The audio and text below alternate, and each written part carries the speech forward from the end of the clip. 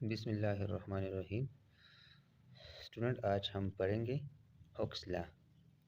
लेकिन उससे पहले एक गुजारिश है, अगर आपने अभी तक मेरे चैनल को सब्सक्राइब नहीं किया है तो चैनल को सब्सक्राइब करें और बेल आइकन दबाएं ताकि मेरी हर नई आने वीडियो आप तक पहुंच जाए।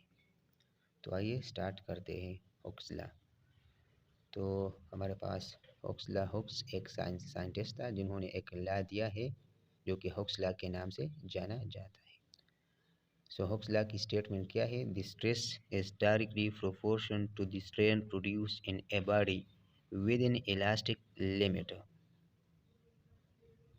हुक्स लॉ की स्टेटमेंट ये है कि स्ट्रेस हमारे पास डायरेक्टली प्रोपोर्शन होगा स्ट्रेन को। यानी स्ट्रेन क्या है? हम जब किसी चीज़ को खींचते हैं तो उसमें जितना लेंथ में जितना चेंज आता है उसको हम स्ट्रेन कहते हैं, जितना डिफॉर्मेशन उसमें आता है उसको हम स्ट्रेन कहते हैं। लेट्स सपोज अगर ये स्प्रिंग हम किसी फोर्स से खींचते हैं तो पहले अगर ये स्प्रिंग 10 मीटर है और वो फोर्स अप्लाई करने के बाद वो हम खींचते हैं और 12 मीटर हो जाता है तो ये 2 मीटर उसमें क्या आ गया? उसमें स्ट्रेन आ गया। तो स्ट्रेन क्या है? Deformation in a body when a force applied on it. तो इसलिए हुक्स लॉ यही कहता है कि अगर हम किसी बॉडी पे स्ट्रेस अप्लाई करते हैं तो वही स्ट्रेस डायरेक्टली प्रोपोर्शन होगा स्ट्रेन का। यानी अगर स्ट्रेन ज़्यादा होगा तो स्ट्रेस ज़्यादा होगा, अगर स्ट्रेन कम होगा तो स्ट्रेस कम होगा। लेकिन क्या ये हमारे पास जो स्ट्रेस स्ट्रेन को डायरेक्टली प्रोपोर्शन होगा या स्ट्रेन स्ट्रेस को डायरेक्टली प्रोपोर्शन होगा? यानी जब हम हुक्स लॉ में कहते हैं कि stress direct proportion to strain, तो आया ये ठीक है या ये ठीक है, या ये ग्राफ ठीक है या ये वाला ग्राफ ठीक है? इन दोनों में डिफरेंस क्या है? इधर stress directly proportion to strain, लेकिन इधर लिखा है strain is directly proportion to stress. और इधर अगर आप देखें तो वर्टिकली स्ट्रेस लिखा है लेकिन हॉरिजॉन्टली स्ट्रेन लिखा है। इसमें वर्टिकली स्ट्रेन लिखा है लेकिन हॉरिजॉन्टली स्ट्रेस लिखा है। यानी ये दोनों ग्राफ एक दूसरे के अपोजिट है। जो वर्टिकल पे है वो यहाँ हॉरिजॉन्टल पे है और जो यहाँ हॉरिजॉन्टल पे वो यहाँ वर्टिकल पे है। तो आया ये ठीक होगा ये ग्राफ हुक्स लॉ के मुताबिक या ये ठीक होगा? अक्सर बच्चों को ये पता नहीं होता तो कोई ये ग्राफ लगाता है, कोई ये ग्राफ लगाता है, कोई इसको ठीक लगाता है, कोई इसको टिक लगाते हैं। मतलब कोई ये लिखता है कि stress direct proportion to strain और कोई ये लिखता है कि strain is directly proportion to stress. तो अब ये ठीक है या ये ठीक है, या ये वाला ग्राफ ठीक है या ये वाला ग्राफ ठीक है? तो आइए ज़रा इस पर बात करते हैं।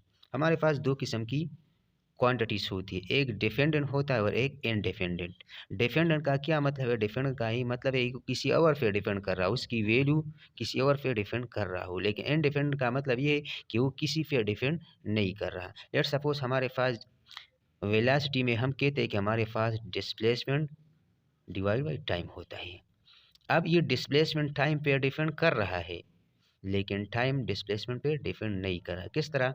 लेट सपोज अगर एक बॉडी मोशन कर रहा है तो मोशन के दौरान उसने कितना डिस्प्लेसमेंट कवर किया, तो हम टाइम के लिहाज से देखते हैं कि हाँ इस टाइम पे ये था और उस टाइम पे वो वहाँ है, तो टाइम से उसका हम कंपैरिजन करते हैं।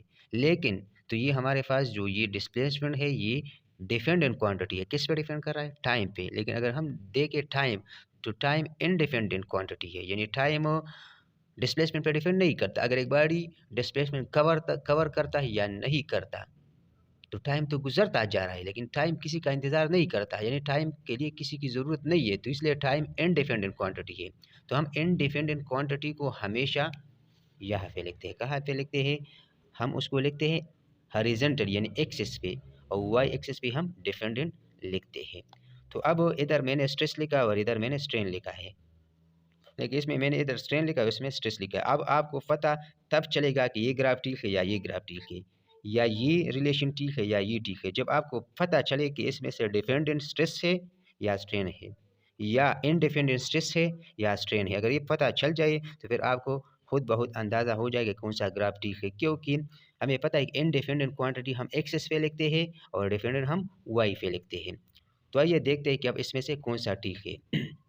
तो लेट सपोज हमारे पास ये एक स्प्रिंग है, अगर हम उसको खींचते हैं, उस पर फोर्स अप्लाई करते हैं एक्सटर्नल फोर्स, तो इसमें इलांगेशन आ जाता है, तो उसमें स्ट्रेन प्रोड्यूस होता है।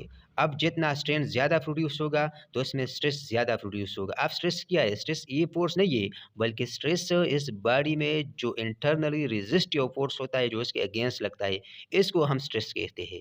ये हमारे पास स्ट्रेस है। तो अगर हम एक स्प्रिंग को ज़्यादा खींचते हैं तो पहले तो इतना फ़ोर्स उसके लिए नहीं चाहिए होता। लेकिन जब उसको हम ज़्यादा फ़ोर्स से खींचते हैं तो वो उसके लिए ज़्यादा फ़ोर्स चाहिए। इसका मतलब ये है कि वो स्प्रिंग जो है ना अपोज़िशन शो कर रहा है, यानी उसमें स्ट्रेन ज़्यादा प्रोड्यूस हो रहा है। तो जब स्ट्रेन ज़्यादा प्रोड्यूस हो रहा है, स्ट्रेस ज़्यादा प्रोड्यूस हो रहा है, तो इसका मतलब ये है कि अगर किसी स्प्रिंग में इलांगेशन ज़्यादा आता है तो उसमें फिर रेजिस्टिव फोर्स स्ट्रेस भी ज़्यादा आ जाता है। यानी हमारे पास स्ट्रेस तब प्रोड्यूस होगा जब एक बॉडी में स्ट्रेन प्रोड्यूस होगी, यानी पहले उसमें डिफॉर्मेशन आएगा तो फिर उसमें स्ट्रेन प्रोड्यूस होगा। अगर स्ट्रेन इसी तरह हमने रखा है और हम उस पे फोर्स अप्लाई नहीं करते तो उसमें तो कोई डिफॉर्मेशन या कोई इलांगेशन या उसका जो लेंथ है वो चेंज नहीं हो रहा, लेकिन तो उसमें स्ट्रेस भी प्रोड्यूस नहीं हो रहा। लेकिन अगर उस पे हम एक्सटर्नली फोर्स अप्लाई करते हैं और उसमें कुछ ना कुछ चेंज आ जाता है या आ रहा होता है, तो उसी टाइम उसमें स्ट्रेस भी प्रोड्यूस होता है।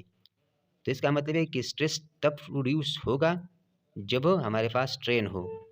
तो इसका मतलब है कि स्ट्रेस डिपेंड कर रहा है किस पे? स्ट्रेन पे। तो अब ये ठीक है या ये ठीक है? तो हमारे पास ये ग्राफ ठीक है, ये गलत है। इसी तरह हमारे पास ये रिलेशन ठीक है।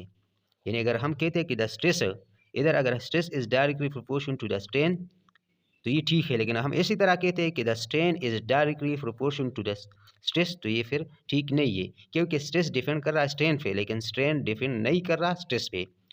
तो हम इसी तरह लिखेंगे और ग्राफ में इसी तरह जाहिर करेंगे। अब हुक्स लॉ में एक और भी मिसकंसेप्शन है जो ज़्यादातर बच्चों को, स्टूडेंट को पता नहीं होता। वो क्या है? वो यही कि हम यही कहते हैं कि हमारे पास ये जो हुक्स लॉ है वो इलास्टिक लिमिट में लगता है, लेकिन ये ठीक नहीं है। किस तरह? अब देखें, ये हमारे पास लेट्स सपोज एक ग्राफ हमने ड्रा किया स्ट्रेस और स्ट्रेन का। तो हम अगर स्प्रिंग पे फोर्स अप्लाई करते हैं तो उसमें स्ट्रेन भी आ जाता है, लेकिन कहाँ तक? अगर ये हमारे पास लेट्स सपोज स्ट्रेन इसमें 2 प्रोड्यूस होता है तो स्ट्रेस भी 2, अगर स्ट्रेन 4 तो स्ट्रेस भी 4। लेकिन ये कहाँ तक डायरेक्ट रिलेशन में होगा? यहाँ तक, पॉइंट ए तक। इसको हम प्रोपोर्शनल लिमिट कहते हैं। जीरो टू ए इसको हम क्या कहते हैं? Proportional limit. यानी यहाँ पे ये स्ट्रेस जो है ना वो डायरेक्टली प्रोपोर्शन होगा किसको? स्ट्रेन को। तो इसका मतलब है कि ये हमारे पास यहाँ पे हुक्स लॉ ओबे होता है। हुक्स लॉ ओबेस कहाँ तक? जीरो टू ए तक, यानी उसको हम प्रोपोर्शनल लिमिट कहते हैं। अब इलास्टिक लिमिट क्या है? तो इलास्टिक लिमिट, अगर हम किसी बॉडी पे फोर्स अप्लाई करते हैं तो उसमें वो स्ट्रेन प्रोड्यूस होता है, लेकिन एक पॉइंट ऐसा आ जाता है जिसके बाद उसमें वो डिफॉर्मेशन परमानेंट हो जाता है और वो बॉडी अपनी ओरिजिनल हालत में नहीं आ जाता, वो प्लास्टिक जोन में चला जाता है। तो फिर उसको हम कहते हैं कि यह जो है ना इलास्टिक लिमिट ख़त्म हुआ।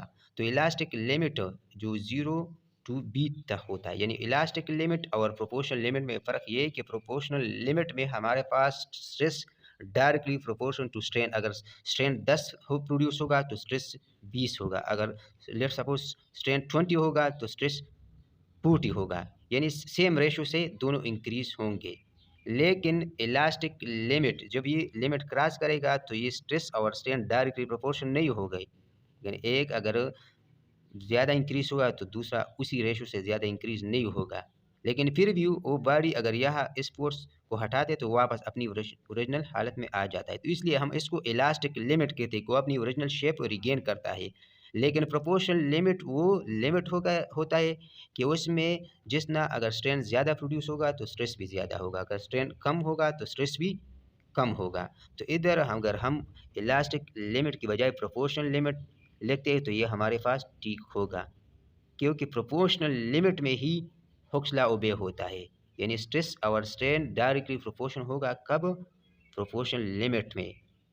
लेकिन इलास्टिक लिमिट तो प्रोपोर्शनल लिमिट से ज़्यादा होता है, ये यहाँ से लेकर यहाँ तक इलास्टिक लिमिट होता है, तो यहाँ तक तो वो प्रोपोर्शनल हुक्स ओबे होता है, लेकिन यहाँ के बाद नहीं हो रहा। तो यहाँ से लेकर यहाँ तक ये जो 0 टू ए ये प्रोपोर्शनल लिमिट है, लेकिन 0 टू बी ये इलास्टिक लिमिट है। इसका मतलब ये कि हमारे पास जब इलास्टिक लिमिट बड़ा होता है और प्रोपोर्शनल लिमिट इलास्टिक लिमिट से छोटा होता है, यानी कम होता है। तो ये था आज का वीडियो, उम्मीद करता हूँ सबको पसंद आई होगी।